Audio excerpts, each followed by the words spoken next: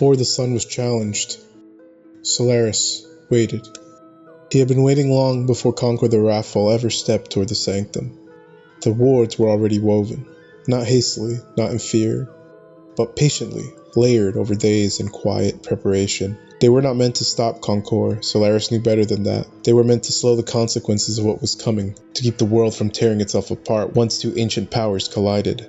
The warning had come from a wizard Solaris trusted above all, his closest friend, Tasmirian the Ashen Sovereign. Once known as Tasmir in their youth, the name had grown with him, shaped by years of study and restraint. Tasmirian told him that Conqor believed that magic was not evil but excess was, that power left unchecked did not corrupt instantly but inevitably. The message reached Solaris through an old channel of magic one few still remembered how to open.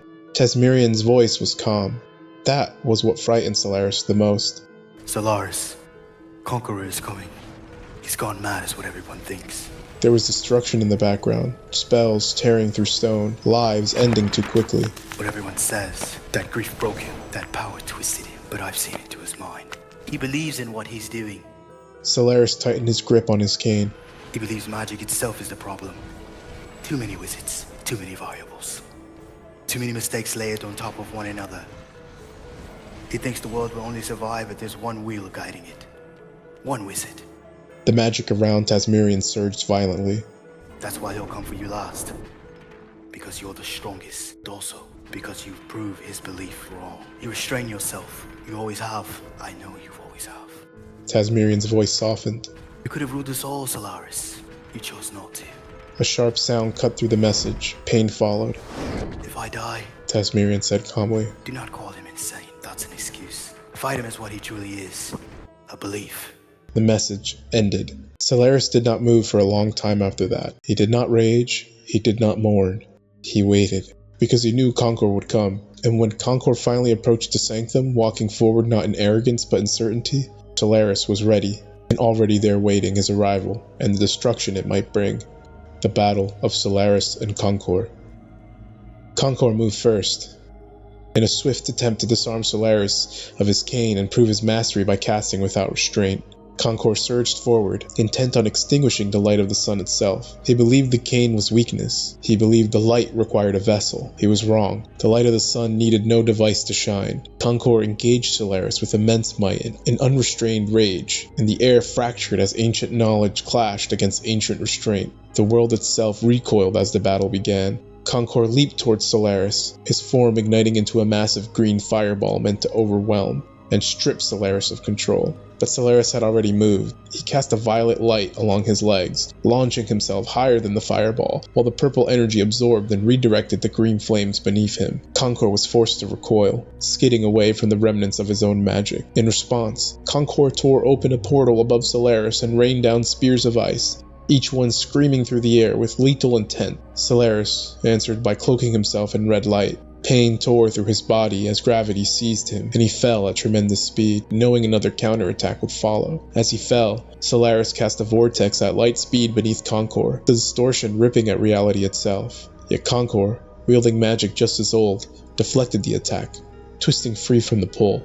They landed only feet apart, then they lunged. They collided at speeds faster than light itself, engulfed in flares of raw energy. The impact detonated outward in a grand explosion, tearing the ground apart and injuring both wizards. Even so, neither yielded. Solaris pleaded with Conqor to stop, the weight of what he might be forced to do bearing down on him. Killing Conqor would not be an act of victory, it would be a wound that never healed. Conqor mocked him. He mocked the cane, he mocked restraint. Solaris felt the fire of sun surge within him, anger rising, threatening to burn unchecked. But he mastered it. He calmed himself down, and then deliberately, he threw his cane aside. The cane had always been a limit, a mercy, placed upon his own power. Now only two known wizards stood, and mercy could no longer hold. The battle escalated. Solaris unleashed power so immense that Conqor was forced to answer in kind. Conqor bit into the blood vial of his ancestors, releasing their combined strength. The world faded as the fight ascended into an ethereal war of gods. Solaris teleported near Conqor and released a supersonic yell, the sound tearing through existence. Conqor inhaled the scream itself, compressing it into a sphere of destruction and hurling it back. The counter struck Solaris directly, proving devastatingly effective. Come and see what true power looks like, light of the sun. Conqor roared. You are weak, Solaris.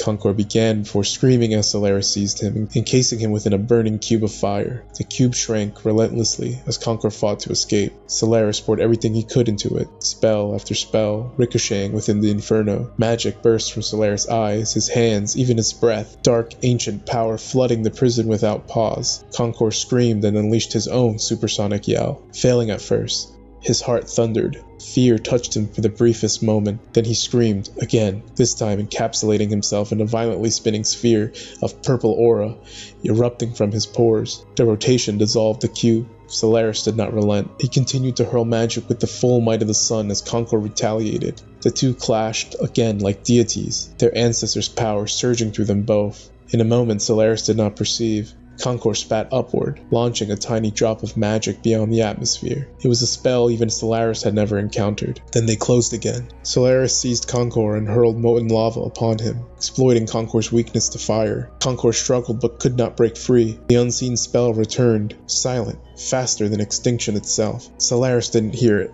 He never sensed it. In an instant, his arm was severed cleanly from his body. Facing death, Solaris was forced deeper into his dark magic than ever before. He released Conqor, and spun violently, engulfed in a vortex of fire and shadow, as Conqor attempted to absorb his power in his weakened state. Within the spinning inferno, Solaris forced white light into the wound, forging himself a new arm at the cost of his own essence. He knew that if he suffered such an injury again, healing would be impossible. He broke free in a blinding explosion. White light consumed everything. The two wizards fought within it, faster than the speed of light itself, racing against the expanding blast that threatened to annihilate them both. Conqor summoned twin weapons, a massive greatsword and a katana, dripping with white and black light. Solaris screamed in pain as he carved into his own side with magic, breaking free one of his ribs. He sealed the wound instantly and transformed the bone into a blade, engulfing it in radiance so intense even Conqor struggled to see. They clashed as the explosion bore down upon them.